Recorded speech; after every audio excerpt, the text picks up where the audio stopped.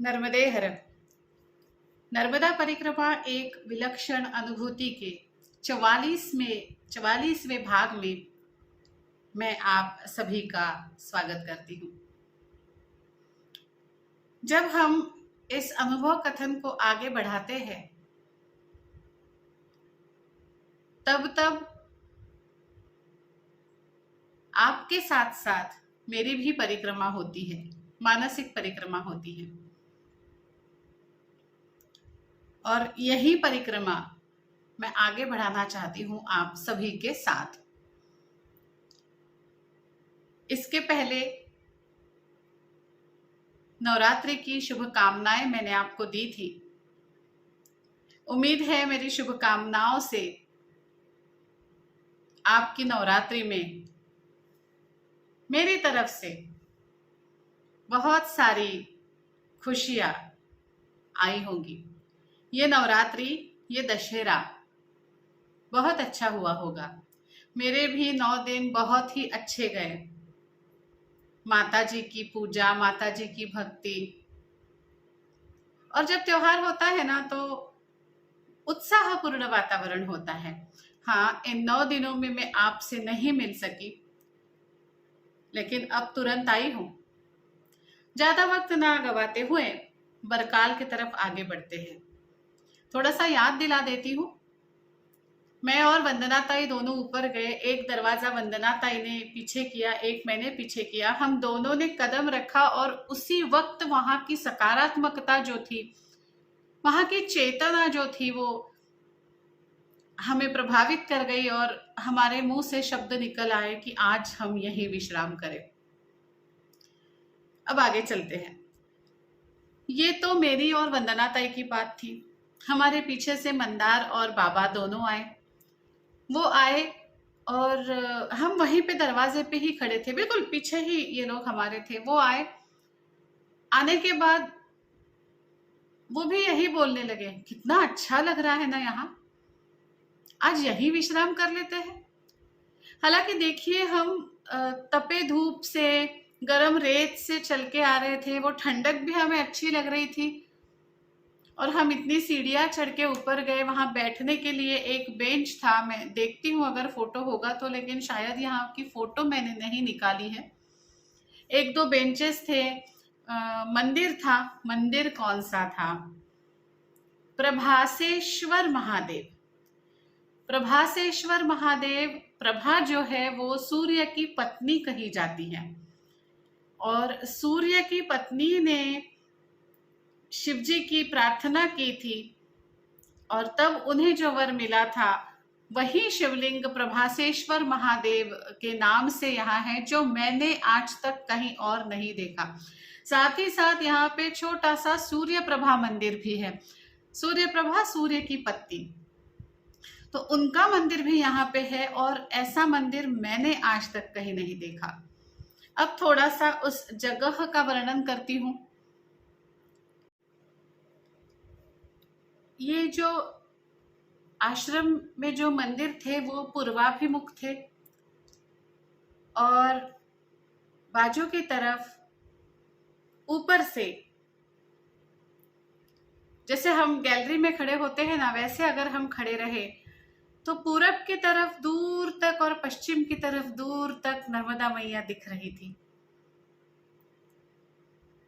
इतना सुंदर वातावरण था कि आपको क्या बताऊं, हमारी सारी थकान ही चली गई।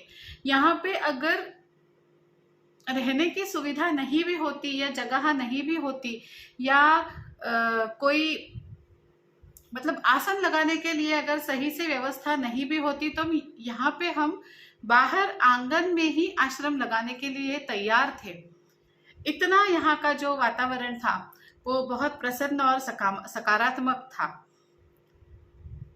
हम वहां आए, हमने नर्मदे नर्मदे हर, नर्मदे हर हमने बोला, और अंदर से एक सन्यासी बाहर आए।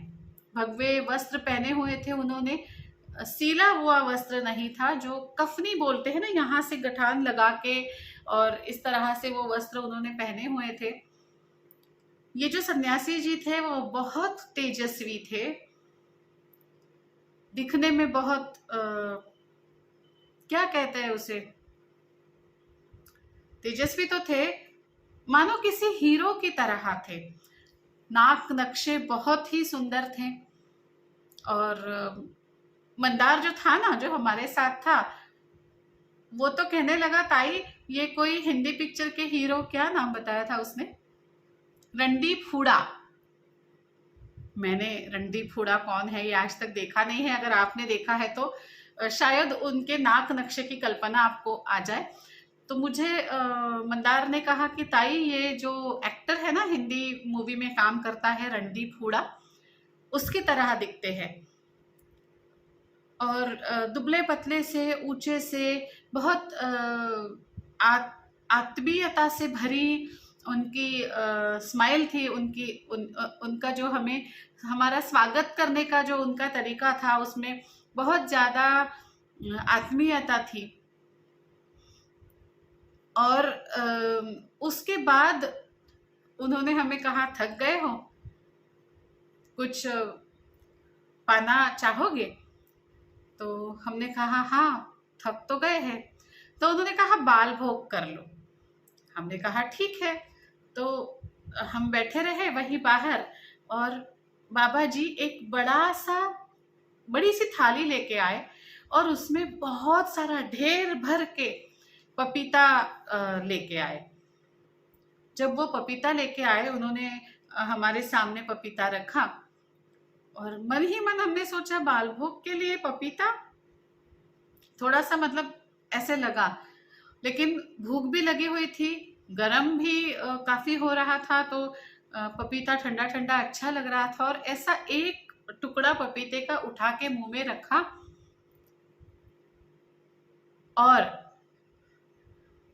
जो एक सेकंड पहले ख्याल आया था कि बाल भोग के लिए पपीता, उसके लिए कोई जगह नहीं बची।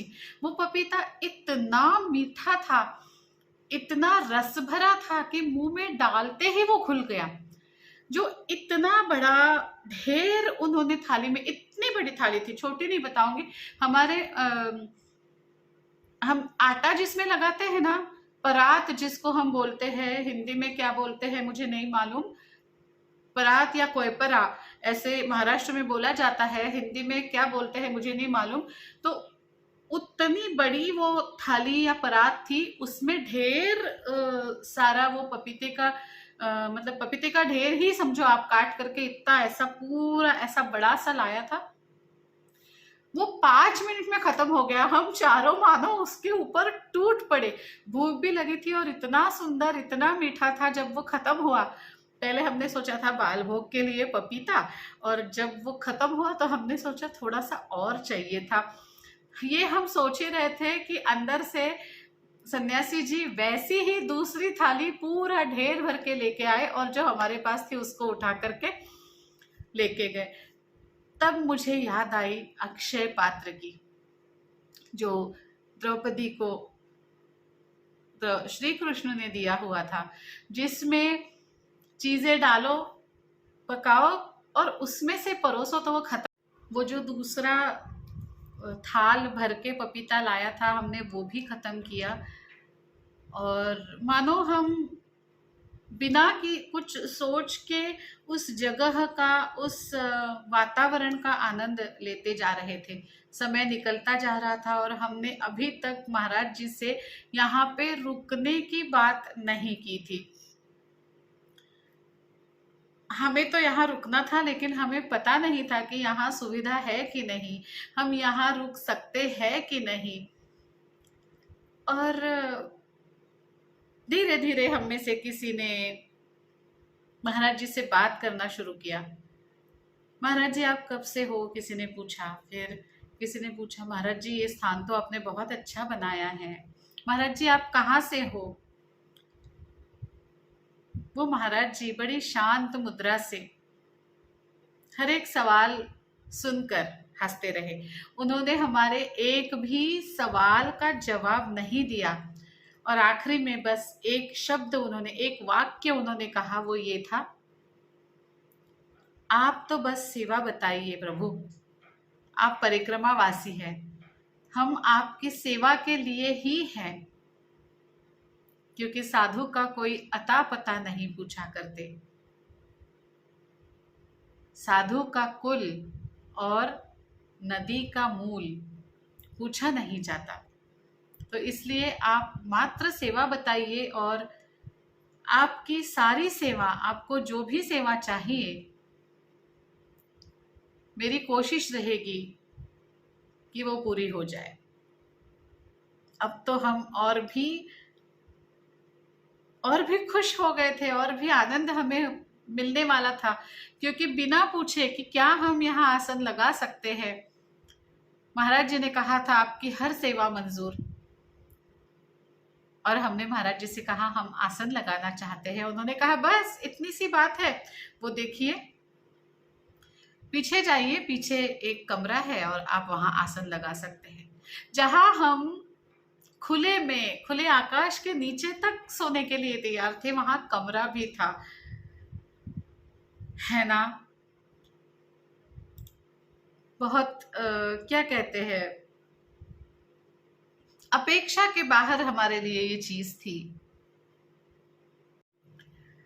हमारे अपेक्षा के बाहर यहाँ कई सारी चीजें थी। एक रूम तो थी ही। हमने जब रूम खोली तो बहुत दिनों से वहां कोई रहा नहीं था, इसलिए थोड़ी सफाई की आवश्यकता थी। हमने मिलकर उस रूम को साफ किया। बड़ी प्रसन्न जगह थी। और जब अब तय हो गया था कि अब यहाँ रुकना है, तो हमने आश्रम देखना शुरू किया। बड़ी उत्सुकता के साथ मंदिर के दर्शन हमने किए। तो अंदर से और बाहर से बहुत सुंदर कोरीव जो नक्शीदार कार्य किया गया था, उसे पता चल रहा था कि ये आजकल का कार्य नहीं है। बहुत ही प्राचीन मंदिर था। मंदिर के पीछे तरफ हम गए तो वहां पे फलों के पेड़ लगाए हुए थे, और थोड़ा सा आगे गए तो वहां पे टॉयलेट और बाथरूम था। टॉयलेट और बाथरूम का ना होना, इसकी तो हमें आदत हो गई थी। और टॉयलेट और बाथरूम के बिना भी जिंदगी जी सकते हैं, ये हमने परिक्रमा के पहले कभी सोचा नहीं था।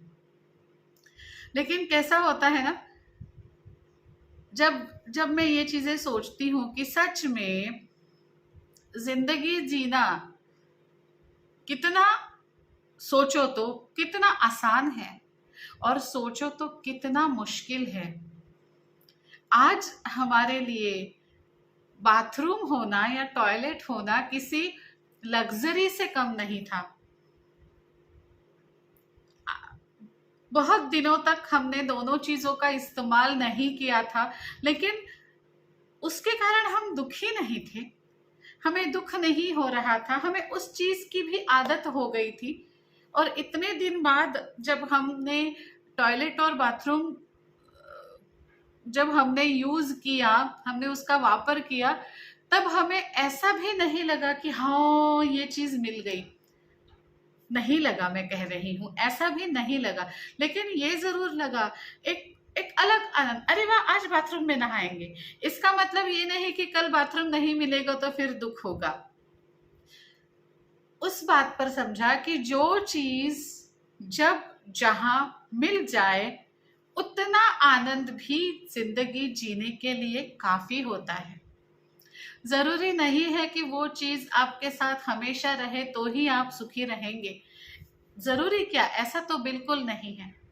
उदाहरण के तौर पर बताती हूँ, जब हम नया मोबाइल लेते हैं तो 2 दिन 4 दिन 6 दिन उस मोबाइल के पीछे लगे रहते हैं, इसमें क्या फीचर्स है, इसका कैमरा कैसा है। साल भर हो जाने तो हमें उस नए मोबाइल का ये नहीं रहता, उत्साह आनंद टिक के नहीं रहता। इसका मतलब ये नहीं कि इससे नया मोबाइल लेंगे तो हमें खुशी नहीं होगी, या ये मोबाइल अगर अच्छी तरह से कार्य कर रहा है तो ये हम इस्तेमाल नहीं करेंगे, ऐसा भी नहीं है। थोड़ा सा कॉम्प्लिकेटेड हो जाता है, लेकिन ऐसा नहीं है। बहुत ही शायद जिंदगी जीना अगर सोचो तो बहुत ही सरल है। जो है जितना है पर्याप्त है। मुझे शब्द याद आए, मुझे पता नहीं मैंने कौन सी भाग में बताया था, या शायद नहीं बताया होगा तो आगे बताऊंगी। जो प्राप्त है वो पर्याप्त है। और ये मेरे हिसाब से जिंदगी जीने का एक और मंत्र मुझे मिला। एक मंत्र मैंने आपको बताया था, इदम न मम।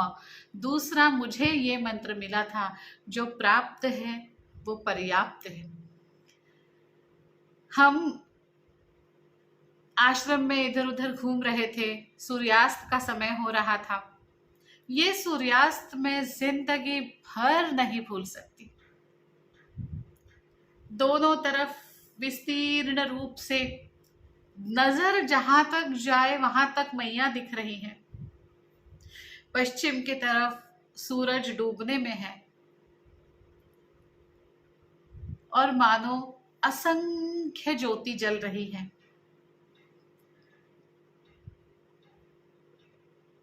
लाल आकाश हो रहा है। पश्चिम की तरफ लाली बढ़ रही है, पूरब की तरफ बैंगनी शाम छाई हुई है। हल्का सा बैंगनी गुलाबी रंग आकाश के ऊपर छाया हुआ है और उसका बिंब जो है वो मैया जी की तरफ है। ऐसा लग रहा है मैया जी ने पैरों के ऊपर बैंगनी जामुनी सी शॉल ओढ़ी हुई है और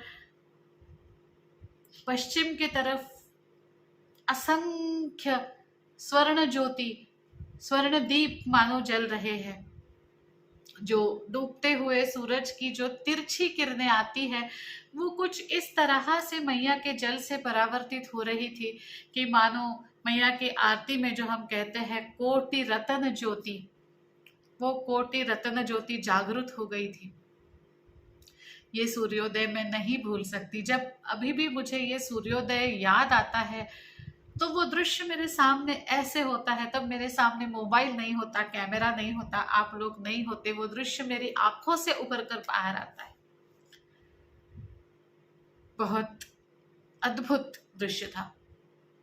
सूर्योदय हुआ, हमने हमारा पूजा पाठ किया। अब भोजन व्यवस्था, दोपहर में पपीता खाया हुआ था, फिर भी भूख लगी हुई थी। तो हमने पूछा बाबा जी से, बाबा जी हम बना ले भोजन, आप सदाव्रत दे दीजिए। तो बाबा जी ने कहा नहीं, भोजन तो हम बनवाएंगे।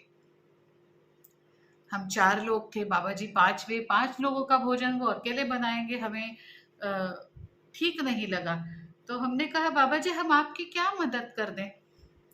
तो उन्होंने कहा बस आप अपने पूजा पाठ में लगे रहो, भोजन मानो तैयार है। उनके कक्ष में हम नहीं गए थे, नहीं जाते हैं सन्यासियों के कक्ष में, महिलाएं भी नहीं जाती और अगर जरूरत नहीं है तो पुरुष भी नहीं जाते। थोड़ा समय हुआ होगा, बाबा जी थाल वाल सब कढ़ाई और सब लेके बाहर आए। भोजन तैयार था, भिंडी की सब्जी थी, दाल थी और बासमती चावल था। और आपको बताऊं, एक महिला क्या रोटी बनाएगी, इतनी सुंदर, सॉफ्ट सॉफ्ट, नरम नरम, पतली पतली, इतनी सुंदर रोटियां महाराज जी ने बनाई थी कि आपको क्या बताओ। हम खाना खाने बैठे, बाबा जी को कहा बाबा जी आप, तो बोले पहले आप पालो। सन्यासियों से हम ज्यादा सवाल जवाब नहीं करते।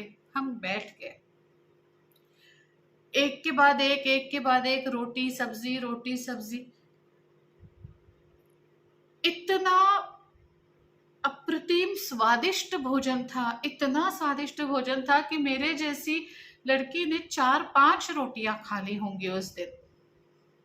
ये मेरी कहानी है। हम लोग 4 लोग थे, आप सोचिए बाबा जी ने कितना खाना बनाया होगा, कितनी रोटियां बनाई होंगी।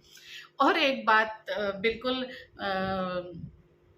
मेरे मन में आई, मैंने कहा था बाबा जी को, बाबा जी मैं खाना बनाऊंगी, लेकिन जब बाबा जी के हाथ का बनाया हुआ खाना खाया तब लगा अच्छा हुआ मैंने नहीं बनाया, इतना स्वादिष्ट खाना मुझसे नहीं बनता, नहीं बनेगा, नहीं बनेगा, मैं जिंदगी भर उतना स्वादिष्ट खाना नहीं बनाऊंगी जितना वो बाबा जी ने बनाया है।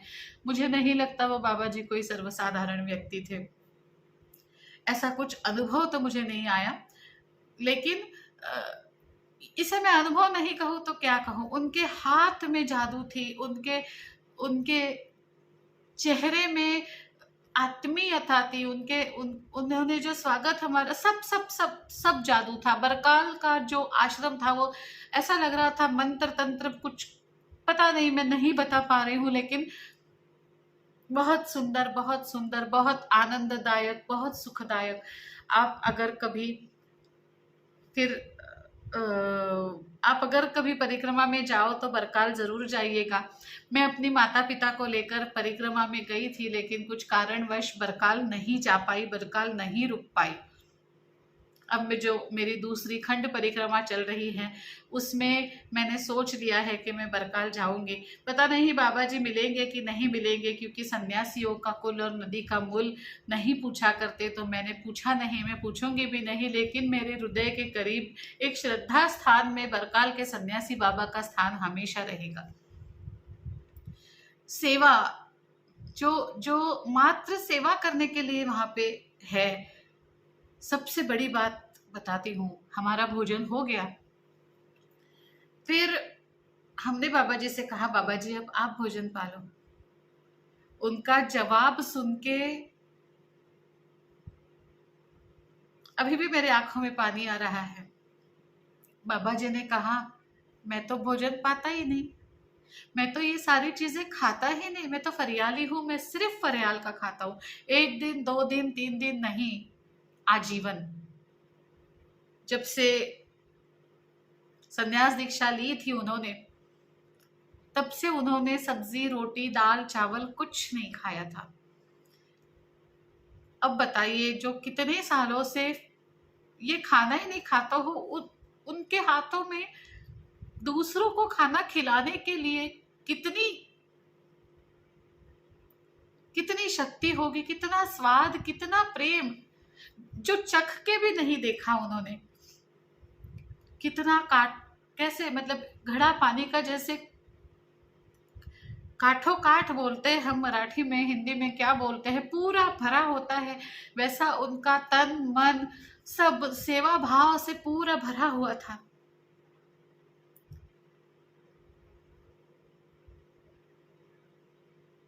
बस आने परिक्रमावासी आएगा तो उसकी सेवा करनी है, और कुछ भी नहीं था। हम लोग भोजन पा करके अपना जो जाप और जो करना है वो करके, हम जो दी थी रूम हमें, उसमें हमने आसन लगाया। सुबह 3 बजे ही मतलब आंखें खुल गई और मैं बाहर रूम के निकल गई। तो जैसे मैं बाहर निकल गई, बाबा जी भी बाहर आ गए। और अब मैया जी का रूप और भी अलग था। जो कोटि रतन ज्योति हमने देखे हुए थे, अब मैं मैया जी में सारे चंद्र तारे तारका सारे सारे मैया जी में स्नान करते हुए देख रही थी। ऐसा लग रहा था कि सिर्फ हम ही लोग मैया जी में स्नान नहीं करते, सारे देव देवताएं, नक्षत्र गोल सभी अपने अपने समय पे आके मैया जी में स्नान करते थे। बहुत बहुत रमणीय दृश्य था। झिलमिल झिलमिल मैया जी की जल में झिलमिल झिलमिल हो रही थी। चांद दिख रहा था, कई सारे तारे दिख रहे थे, मानो ऊपर एक आसमान हो और नीचे मैया जी में दूसरा आसमान हो। माफ कीजिएगा, वो सारा दृश्य मेरे आंखों के सामने है और इसलिए आंखों से पानी झलक आता है। जब सुबह हुई, हमारा नहाना धोना पूजा पाठ सब हो गया, तब बाल भोग की बारी आई। कई सारी रोटियां कल की बची हुई थी।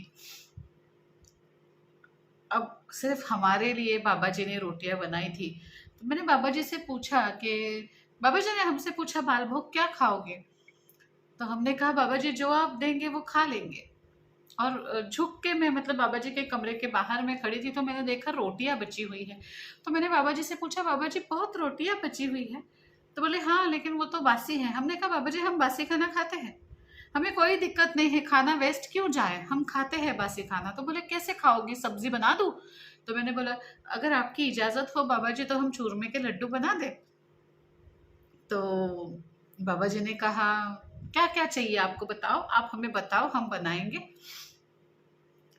ने कहा ठीक है, घी, शक्कर और रोटी को पीस करके हमने चूरमे के, रोटी के ही लड्डू, अब उसे कहते हैं चूरमे के। चूरमे के लड्डू बनाने की विधि बहुत अलग है, लेकिन ये शॉर्टकट वाले चूरमे के लड्डू है। मैं घर में ऐसे लड्डू मेरे बेटे के लिए बनाती थी। मिक्सी में से रोटी पीस लेती थी, और रोटी और शक्कर, और उसमें घी बना के ऐसे लड्डू बना देती थी, फट से हो भी जाते थे। तो ऐसे ये लड्डू हमने बनाए। एक सेकेंड, हाँ हाँ, सर्दी हो गई है। हाँ, और ये बालभोग का प्रसाद लेकर हम वहां से आगे निकले। अब आगे हमें कहाँ जाना था?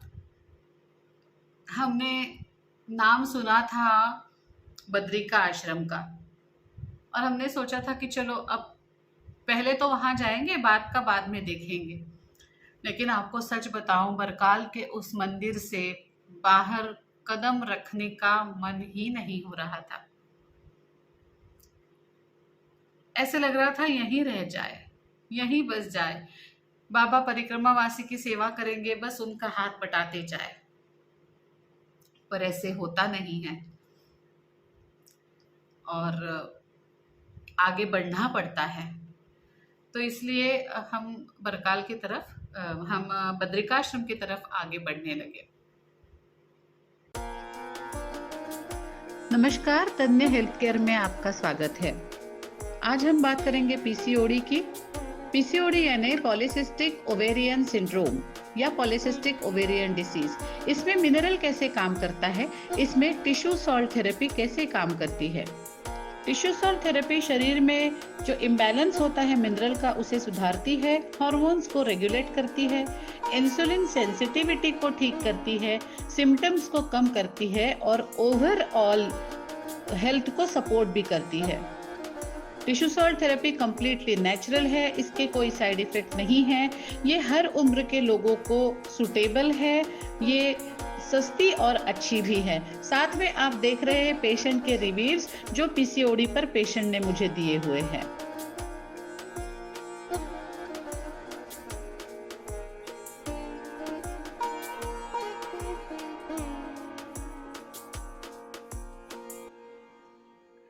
टिश्यू सॉल्ट थेरेपी शरीर के सभी अंगों के विकारों पर कार्य करती है, जैसे कि श्वास तंत्र की बीमारियां, बुखार, खसर, चेचक, तपेदिक, मलेरिया, सर के रोग, मानसिक व दिमाग के रोग, आंख, नाक व कान के रोग, मुंह व दांत के रोग, जीभ, गले व बीमारियां, हृदय रोग, पाचन तंत्र के रोग, मूत्र तंत्र के रोग, त्वचा, बाल एवं नाखूनों के रोग, अन्य आम विकार, दर्द, चोटें, बच्चों के रोग, स्त्रियों के रोग, पुरुषों के रोग, हड्डियों के रोग, ग्रंथियों के रोग और कई सारे रोगों पर टिश्यू सॉल्ट थेरेपी कारागार रूप से, प्रभावी रूप से कार्य करती है। तो अगर आपको कोई भी समस्या है तो संपर्क करें डॉक्टर सुरुचि अग्निहोत्री नाइक, तन्य हेल्थ केयर। नंबर है 9823653511। धन्यवाद। जब किसी को मैं परिक्रमा के अनुभव बताती हूँ ना, तो लोग कहते हैं आपको सारे अच्छे ही अनुभव आए, आपको कोई बुरे अनुभव नहीं आए, आप तो सिर्फ अच्छा अच्छा बोलती है, अनुभव तो हर तरीके के आने चाहिए। हाँ जी, बिल्कुल आए, लेकिन होता क्या है, ऐसा नहीं है कि बुरे अनुभव बुरे होते हैं। जब आप मिठाई मीठा खाओ तो कभी कभी खट्टा खाना अच्छा लगता है ना। उसी तरह इतने सारे अनुभव जो बहुत अच्छे आते हैं, उसमें कहीं एक आध बुरा अनुभव आए तो अच्छे अनुभवों का स्वाद भी बढ़ जाता है।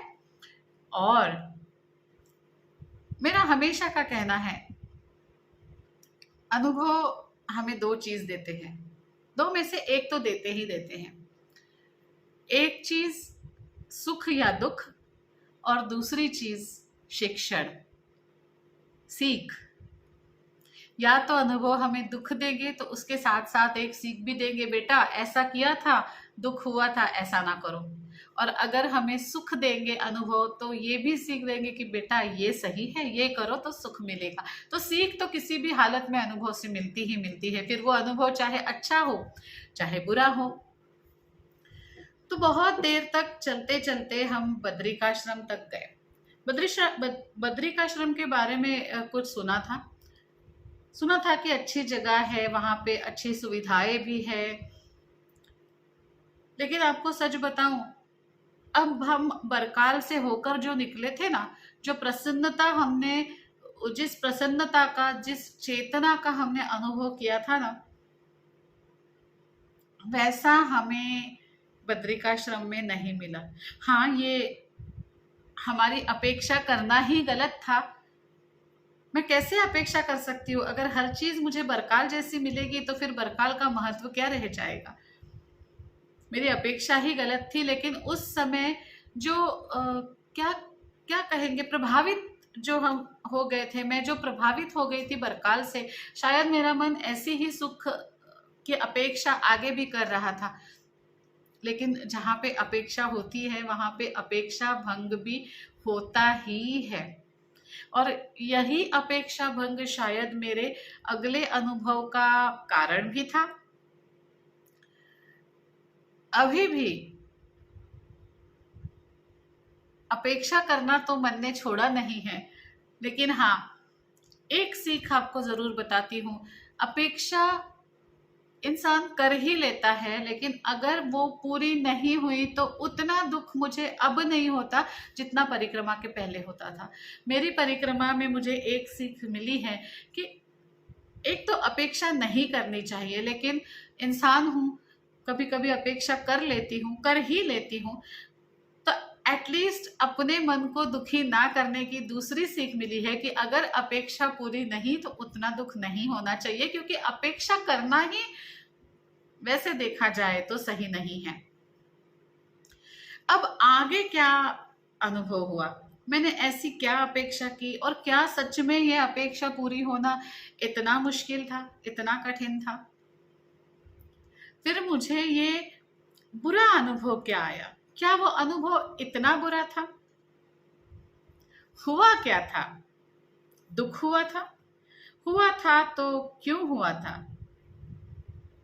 अब ये तय करना आपका काम है, मेरा काम है। अनुभव आया और चला गया, उसको मैं किस तरह से लेती हूँ या आप किस तरह से सोचते हैं, ये सोचना अलग बात है। लेकिन इतना जरूर कहूंगी कि उस वक्त ये अनुभव मुझे नेचुरल या नॉर्मल या नैसर्गिक नहीं लगा। थोड़ा सा विचित्र तो था, लेकिन जब बाद में मैंने उस अनुभव के बारे में सोचा तो इतना विचित्र भी नहीं लगा। ऐसा क्या था, इसमें तो, इस भाग में तो नहीं बताऊंगी। आपको इंतजार तो करवाना मानो मेरा अधिकार सा हो गया है। नहीं नहीं, माफ करिएगा, अधिकार की बात नहीं करती हूँ। लेकिन बहुत बड़ा जब हो जाता है पार्ट, तो उसे अपलोड होने में बहुत समय लगता है, एडिट करने में बहुत समय लगता है, इसलिए इसे बड़ा नहीं कहूंगी। और सच बताऊं, मुझे अच्छा लगता है जब आप कहते हैं कि दीदी जल्दी बताओ ना, दीदी जल्दी बताओ ना। मुझे ऐसा लगता है कि मेरे ये अनुभव जब पूर्ण हो जाएंगे तब आप मुझे याद करोगे कि नहीं करोगे। मैं स्वार्थी हूँ, आपके प्यार की भूखी भी हूँ, आपके प्यार की स्वार्थी भी हूँ। और यही आपका प्यार ही है जो जो मुझे आपके पास वीडियो के जरिए क्यों ना हो लेकिन लेके जाता है। और मैं चाहती हूँ कि मैं बहुत दिनों तक आपके साथ आती रहूँ, आपके पास आती रहूँ। और इसलिए जब कभी थोड़ा सा लेट भी हो जाता है तो लगता है ठीक है, 4 दिन और मिल गए मुझे आपके पास आने के लिए। खैर, फिर भी कोशिश करूंगी जल्दी आने की। नवरात्रि में तो आप भी समझते हैं मुश्किल था वीडियो बनाना, लेकिन बिल्कुल जल्दी जल्दी कोशिश करूंगी। कुछ खास चीजें भी लेके आऊंगी और ये अनुभव लेके आऊंगी। हाँ, लेकिन आपको मेरे लिए एक काम करना होगा, हमेशा का। कौन सा? इस चैनल को लाइक कीजिएगा, इस चैनल को सब्सक्राइब कीजिएगा। मैं इन अनुभवों को माँ नर्मदा का प्रसाद समझती हूँ, और आप भी इन अनुभवों को माँ नर्मदा का प्रसाद समझकर बहुत सारे लोगों तक ये प्रसाद पहुँचाइएगा। और माँ माता नर्मदा की कृपा आप पर बनी रहे, यही शुभकामना के साथ आज विराम देती हूँ। जल्द आती हूँ अगले भाग में। तब तक के लिए नर्मदे हर, नर्मदे हर, नर्मदे हर।